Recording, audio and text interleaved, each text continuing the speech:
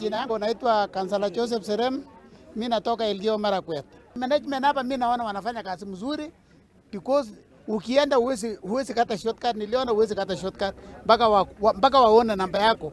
Hata sijui navumilia tu tunangojea Mungu, hatujui. Na tunaambia Mungu aendelee kushika mvua.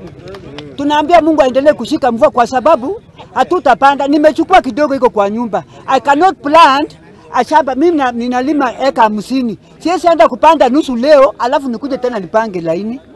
So hatujui kama ni transportation is a problem ama ni mbolea ni kidogo because system ya hii mwaka na mwaka jana si sawa. Tungependa tuambiwe ni shida iko wapi.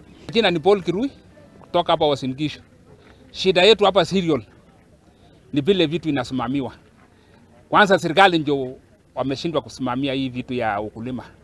Kitu kama ya ukulima serikali hawezi fanya yote waleta hapa cereal.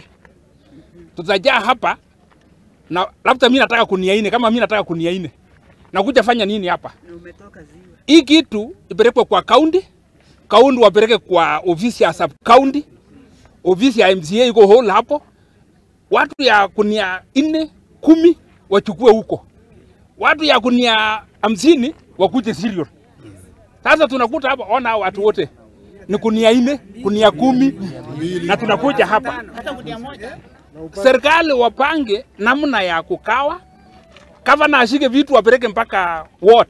Aweke kwa hiyo ofisi ya MCA. Sisi watu 3 kunia 3 tunachukua pale. We are asking of agriculture. Is it genuine for us to staff this way? Tunaumia hata ni kama tunafanyia biashara hapo. Tunakula chakula hapo njiani leo kesho. Mimi nilikuwa nimeweka 120,000 kwa simu. Sasa hivi ninayo 57 na sababu ya transport. The money is finished.